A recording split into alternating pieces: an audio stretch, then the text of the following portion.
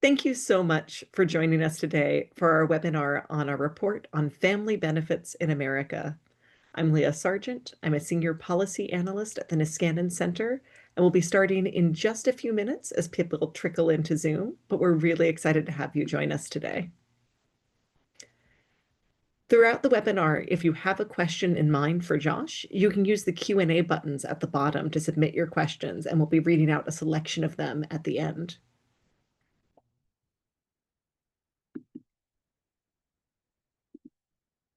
I see people are still coming in. Thank you so much for joining us today.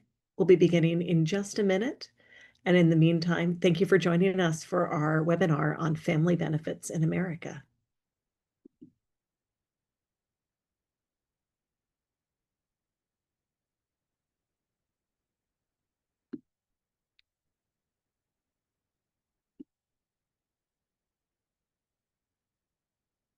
All right, I think we're going to get started now. So thank you so much for joining us today to discuss our new Niskanen Center report on the state of family benefits in America.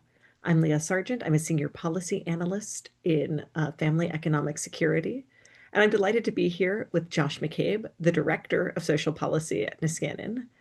McCabe previously worked as an assistant professor of sociology and assistant dean for social sciences at Endicott College, and now he focuses on how we put together a robust social safety net and a capable government to serve the interests of social policy.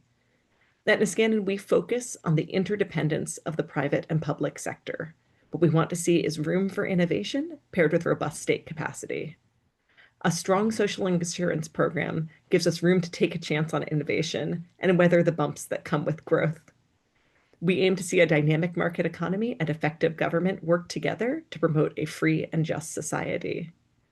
I'm thrilled to welcome Josh McCabe today to talk about family benefits in America, our report card on how traditional social assistance programs intersect with refundable tax credits. Thank you, Josh. Thanks, Leah. Much appreciated. I'm going to share my screen. For some of this, we got a lot of cool graphs, a lot of cool figures. Then we'll go back to my face for Q&A. All right, so I want to start off by thanking Leah for joining us here to moderate this. And I want to give a big shout out and thanks to some Niskanen interns, Janaki Kapadia, Jesse Goodman, who helped with this report, and it wouldn't be possible without them. So this is a continuation of a report we started last year. We thought it might be a one-off, but we decided to do an annual report. All right, so why did we want to make this an annual report? There's a few reasons for this. The first one is that the Caledon Institute, which we drew inspiration, did something like this in Canada for many, many years. So you can look at all the different levers of social policy in the US. You get regular updates on what our TANF benefits look like, what a SNAP look like, what a child tax credits look like. But we don't often get them in one place. So these policy levers are changing every year. So we wanted to have a report where we could reflect on those each and every year. Additionally, we've seen a lot of policy innovation, particularly at the state level, when it comes to fully refundable child tax credits. So 11 states now have one at the end of 2024. That's the impetus and focus for this report, but also major changes in TANF, SNAP, minimum wage, and lots of other tax credits. So if folks want to keep up with what's going on across the US and in their state, annual makes a lot of sense.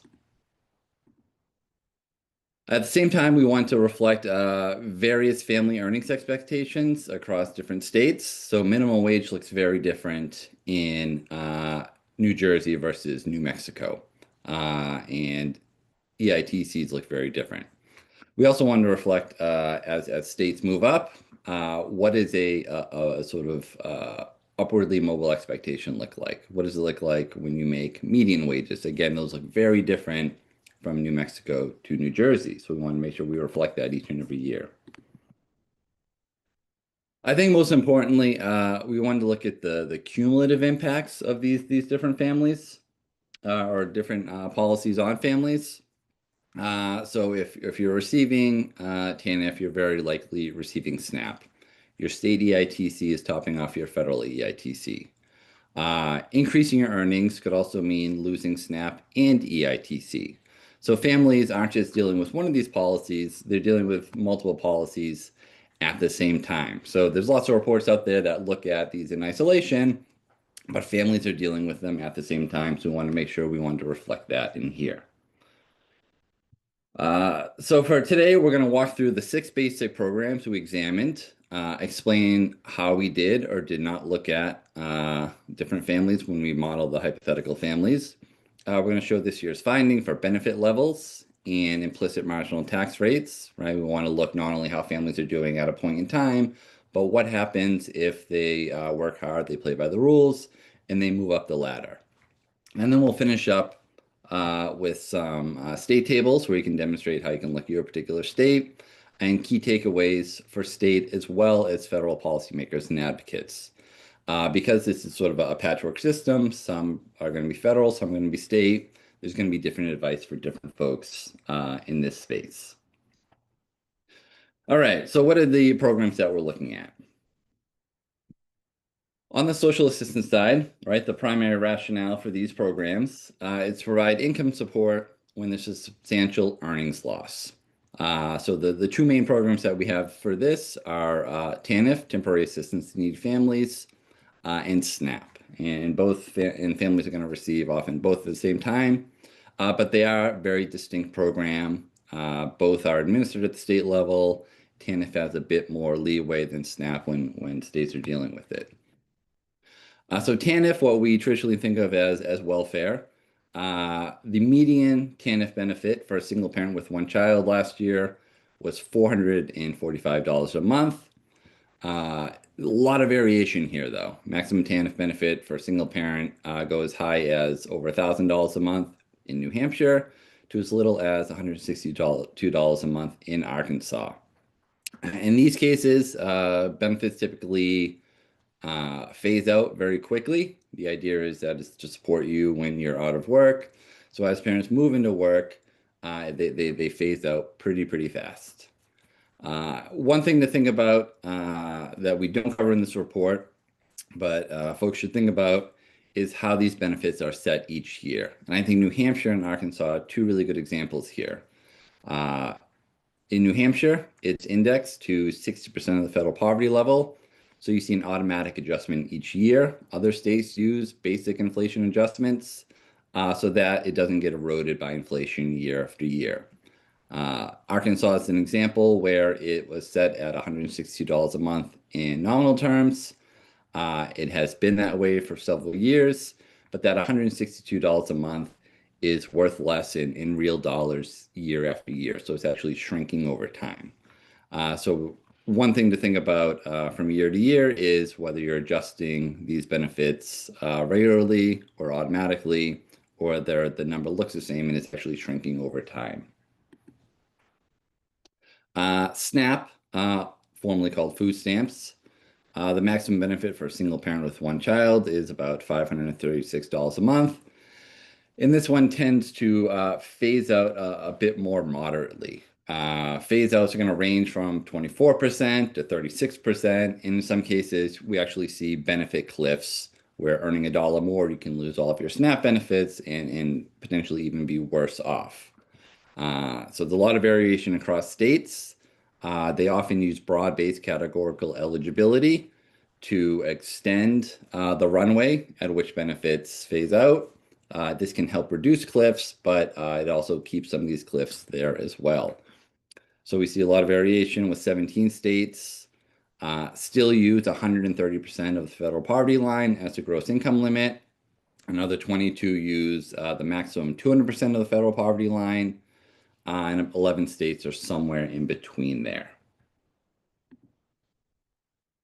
So in addition to social assistance, one of the big growth areas in American social policy over the past 40 years or so has been refundable tax credits. And what we mean by refundable tax credit is the value of the tax credit doesn't necessarily depend on your actual income tax liability. If the credit is higher than your income tax liability, you can still get some back as a refund. The most famous of these is the Earned Income Tax Credit. It's been around since about 1974. And here we have visually the EITC for families with 1, 2, and 3 children. In most other countries, it's a straight worker benefit. In the US, we vary it with the number of children and also marital status. So the maximum credit in these cases is worth between $4,000 and almost $8,000, depending on family size. It's indexed, so the benefit levels, the thresholds automatically adjust each year. And as you can see, you have a phase in, a plateau, and a phase out. Right? And this is mostly to support low-income workers and their families. So it phases in pretty quickly, 34 to 45%. Right? So this is a negative implicit marginal tax rate. The plateau length depends on marital status. Right? There's a lot of marriage penalties built in. So policymakers over the years have extended the runway for married couples to help mitigate those marriage penalties. And then it phases out moderately between 16 and 21%. So one thing to think about here as you look at this and think about your particular state is how this interacts with your state minimum wage. And we can see it can look radically different depending on what that is. So reference a 7.25 minimum wage, that's about the federal minimum, equals about 14.5 each year. So if you're working full-time to the minimum wage in that case, you're still on the phase-in or near that plateau. If it's a $10 minimum wage, you're making about 20,000, right? You're neatly on that plateau. If you have a $15 an hour minimum wage, you're making about $30,000 a year. Depending on your marital status, you might be on the phase out there, right? So this is something to think about when we say how we support minimum wage workers. There's a whole lot of variation across states. The EITC does not account for that, so it's going to have a different impact across many different states. So we've had the federal one for 50 years now. In the meantime, a lot of states have built on top of this. In 2024, 27 states have refundable earned income tax credits. These are typically set as a percentage of the federal, right? So it's a match. It's worth 50% of the federal. It's worth 25%. So these higher matches mean higher top-offs, but also note steeper phase-in and phase-outs because the inflection points are going to stay the same, right? So if it phases in fully at 15,000 at the federal level, the state one as well. If it phases out at 25,000, the state level as well. So there's an important trade-off there. The 3 states that don't use a federal match are California, Minnesota, and Washington. Happy to talk about those later, but they're a little funky for all very different reasons. Refundable versus non-refundable. So in the report, we only count refundable credits, and part of the reason for that is to ensure that it is definitely going to low-income families. So non-refundable credit looks very different depending on your state standard deduction and your various exemptions. So in some cases, your standard deduction might wipe out all your tax liability, and you're theoretically eligible for non-refundable EITC, but families making $20,000, $30,000, $40,000 might not be able to actually receive any of that credit. So we have them here, but we don't count them in the report. And on the federal level, if you've been following the One Big Beautiful Bill and tax reconciliation package, there was a lot of talk about the federal child tax credit. So this is actually made up of 2 credits, part refundable, part non-refundable. So it's worth up to $2,000 per child this year. It's going to go up to $2,200 next year. And the refundable portion here has been indexed to inflation since 2017. The original tax package did that. And the non-refundable portion will be indexed starting in 2026. So you can see here, it gives it kind of a funky shape. It phases in after a certain earnings threshold at 15% up until that 1,700, at which point the rest can be used as a non-refundable credit. So depending on the size of your household, in order to get the full credit, you have a higher threshold each time, which is why it looks very different from the earned income tax credit. A lot of states now have their own child tax credit, And I said that state EITs are typically set as a percent of the federal. State CTCs are almost always set independently. So we'll see what that looks like and just a variety there. 11 states now have refundable CTCs. We add Maine to the list this year, so congratulations to Maine. I will note that we don't include Illinois child tax credit in here because functionally it is an EITC match for young children. So we consider it an extra boost for the EITC, but conceptually very different from child tax credits as we think about them here. Several states have non-refundable child tax credits. I don't think they necessarily get as much emphasis as the refundable states, but we've seen even more progress on that front. I know Georgia will be adding one this year. We also know California and Oregon have their own non-refundable credits there as well. Another note here is for non-refundable credits. We include personal independent credits as well, right? So these may not be strictly for children, but they may include adult dependents. And we do this because we've seen with the recent federal tax law change that the dependent exemption or the dependent credit is almost synonymous with credits for children. So in those cases, we've counted them here. Arkansas is a good example.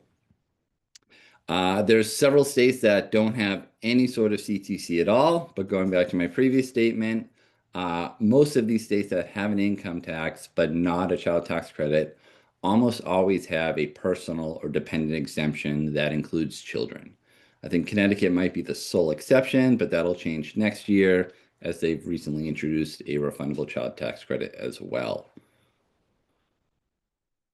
So we've lumped these into these broad categories. There's the 11 states with refundable child tax credits. They're going to vary based on age, on marital status. But I think the refundable portion, where there's no earnings requirement for any of these, is probably the only thing they have in common. And I'm going to take you to the next slide so you can see just the diversity visually of what these look like.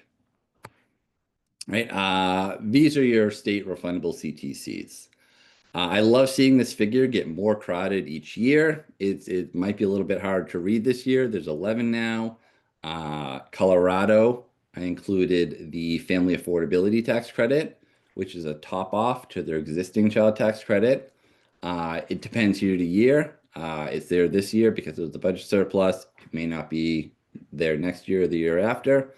But you can see it now has the biggest child tax credit in the country. Maine recently converted their non-refundable credit into a fully refundable credit, so they joined the category this year. The major differences you'll see are in age eligibility. For some states, it's just young children. Some it's going to be all dependents or children up to 18. Some have family caps, right? California is per household for young children, whereas others will do per child up to a certain number of children. And there's going to be different phase out thresholds in rates.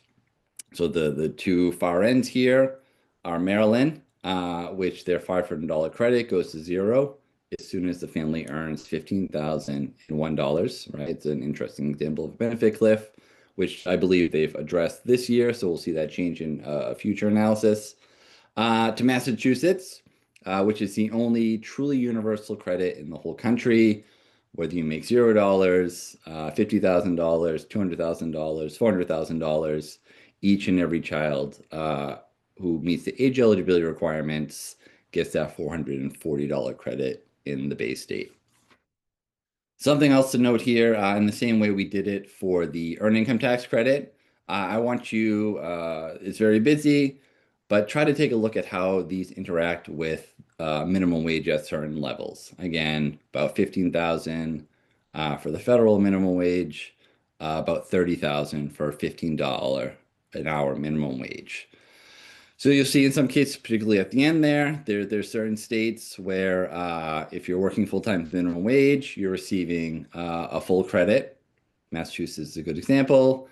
Other states you might receive a partial credit. And this is something we see in Colorado, New Mexico, New Jersey, those staircase type credits where you're still receiving a partial. And there's other states where the threshold is set relatively low. So if you're working full-time at the minimum wage, you might be receiving little to no credit. And this includes states like California, Oregon, and Maryland.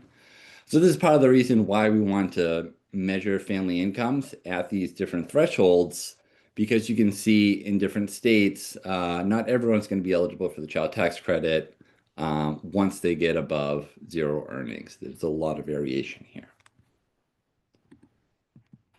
All right, so how did we model this? Very simple. We look at total benefit amounts for TANF, SNAP, your federal EITC, your state EITC, your federal child tax credit, and your state child tax credit at those different thresholds. So to think about how that impacts families, we look at families with no earnings, right? And that's going to be similar across different states. No earnings is no earnings. But we also want to be a bit more realistic and look at what expectations for families in each state. So one expectation is when you move from welfare to work that you might start with a minimum wage job. Minimum wage varies a whole lot across states. So we want to use the state's own minimum wage to figure out what that means in New Mexico versus Minnesota versus Massachusetts. We also want to use state median wage earnings. So minimum wage is partially set by policy, but state median wage is usually a factor of economic development or economic growth. So if someone moves from minimum to upwardly mobile median wages, it's going to look very different across different states, right? So if you're an aspirational family in Massachusetts, you probably want to be making 60 something thousand dollars a year.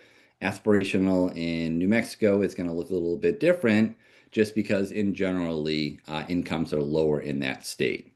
So we want to make sure we're measuring against where state is and not necessarily putting states together just because one happens to be very wealthy and one tends to be in a struggling region.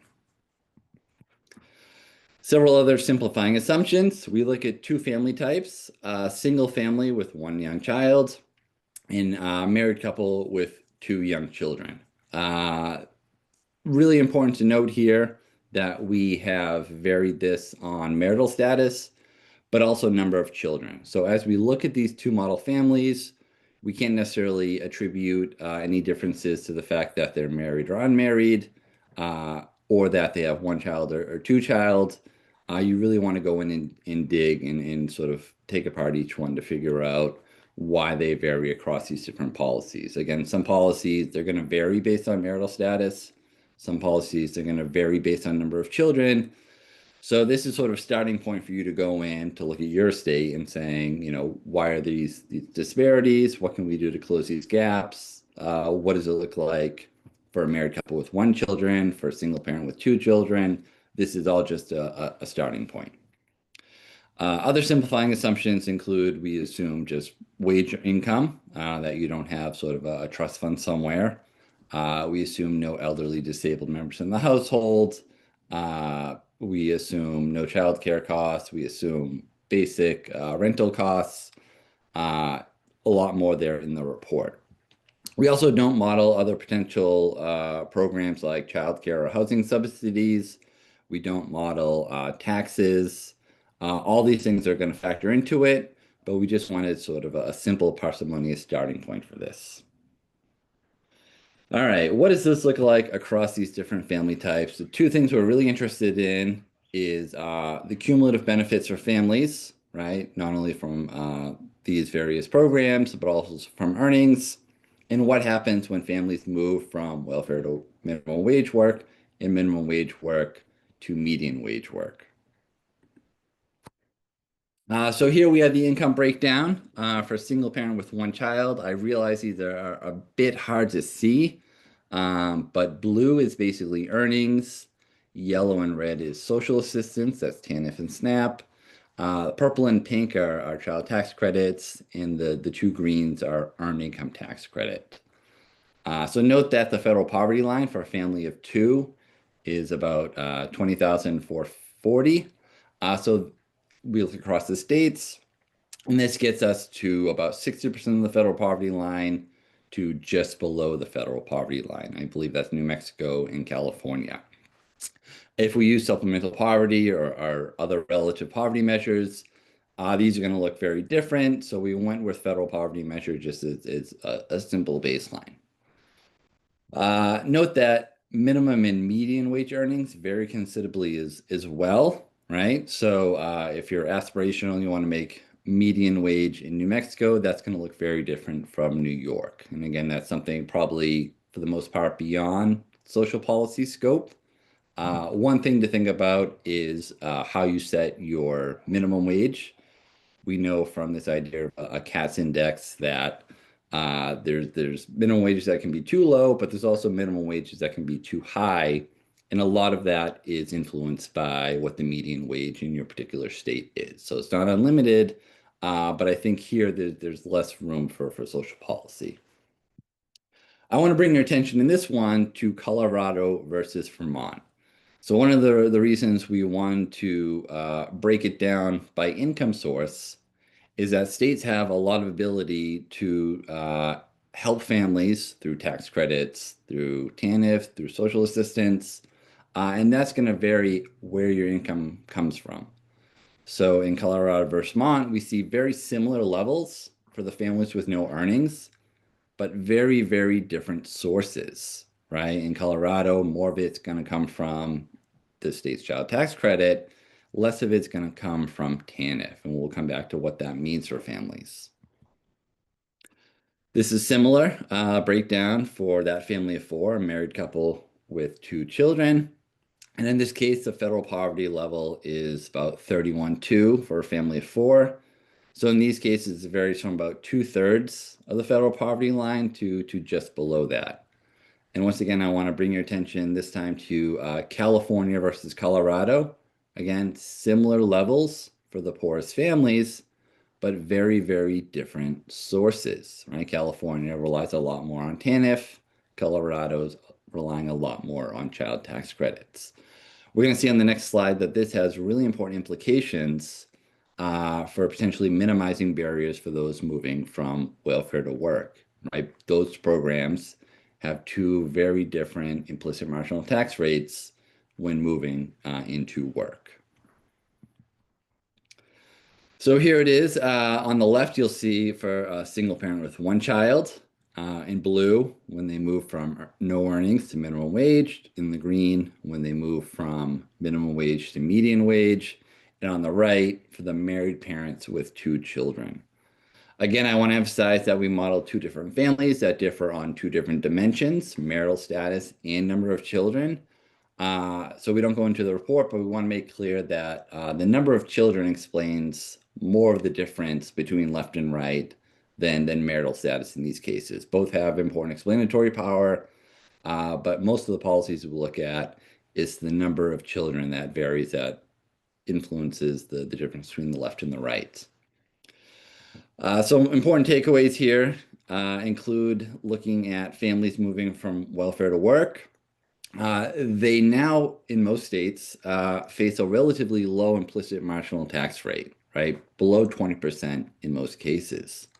This is a big sea change from the 1990s, right? Where you had implicit marginal tax rates of 50, 60, 70, 80, 90%, that a family could move from welfare to work and be no better off because you'd claw back all of their AFDC benefits.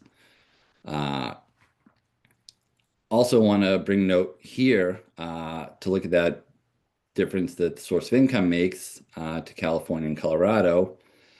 California families receive more of their income from TANF if they have no earnings, which has a really high phase-out rate in this range.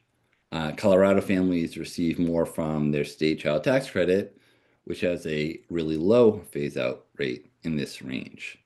Right, so you can see California is separate in having really high implicit marginal tax rates and moving from welfare to work relative to the other states. And most of that is because a lot of states have moved away from TANF as a primary program to tax credits, to SNAP, to these other programs that have less of a penalty from when you move from welfare to work.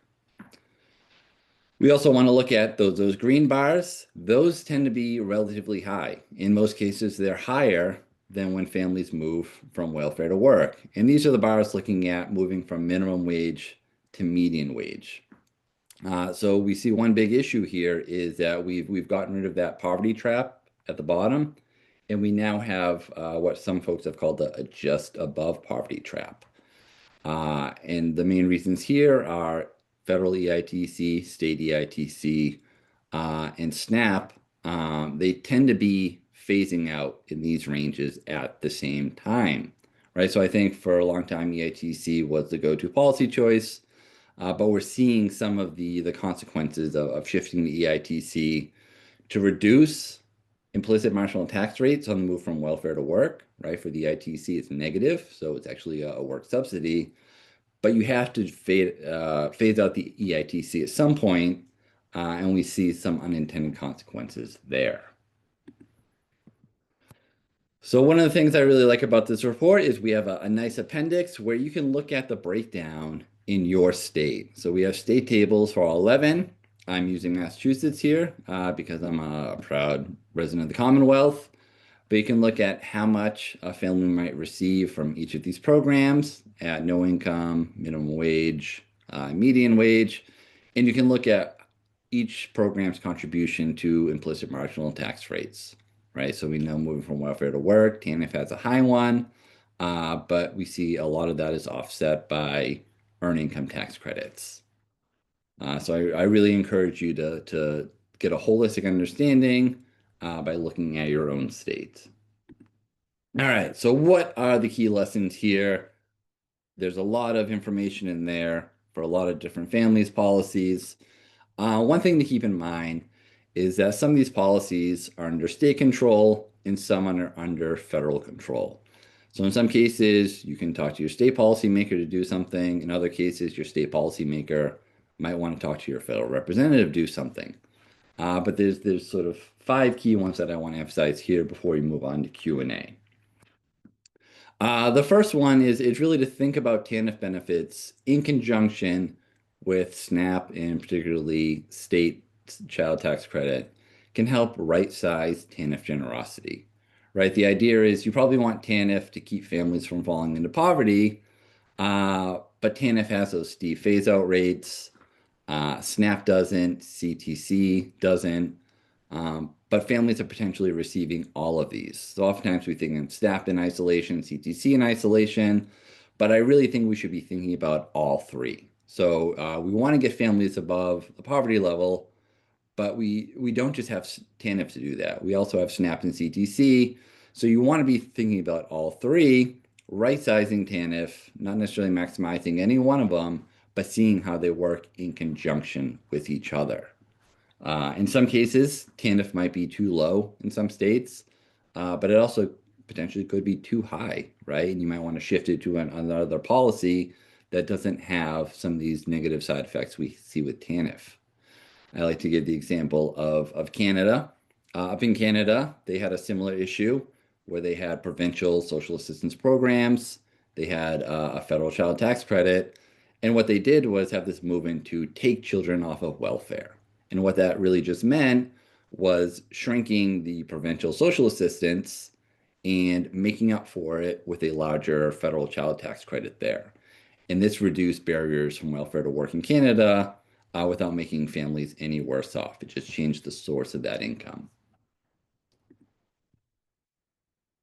The second thing to think about is that refundable CTCs, if properly structured, can substantially increase incomes at the bottom without increasing marginal tax rates. And again, this goes back to what I was just saying of the trade-offs between TANF and child tax credits.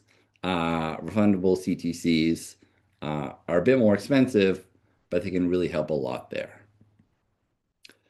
And lastly, this is counterintuitively, but I think there's diminishing returns to EITC expansion. For several decades, state EITC expansion was sort of the name of the game. It was sort of pro-work, anti-poverty. But we've gotten to the point where we're seeing some of the negative consequences where these state EITCs are phasing out in conjunction with federal EITC and SNAP, and really creating barriers to upward mobility for low-income workers. So if I had my choice between increasing TANF, increasing a state CTC, and increasing a state EITC, I think the state CTC is where you get the most bang for your buck at this point at the state level. I also want to point out more generally that it's less a social policy issue, but we saw a lot of variation in median wages and wage levels more generally across these states. So social policy is really important, but a rising tide lifts all boats. So if you can grow your economy, you can grow family earnings, which we can't forget are the main source of income for these families.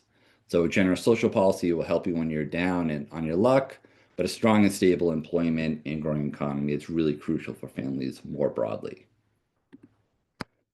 On the federal side, if we want to deal with that just above poverty trap, this is something where Congress has to be in the driver's seat.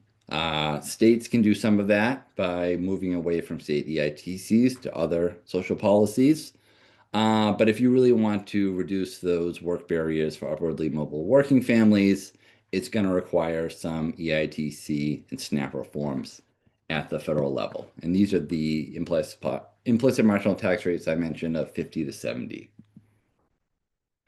Lastly, I think making the federal CTC fully refundable would substantially increase incomes at the bottom while only moderately increasing implicit marginal tax rates at the bottom. And like I mentioned with Canada, one way states could theoretically deal with this if they worried about benefits being too high at the bottom level is they always have the option to reduce TANF proportionally with an increase in the CTC, which has all those benefits that I had mentioned. So that was a lot of information. I'll end there and I'll turn it back over to Leah, who hopefully has some Q&A from the audience. Thank you.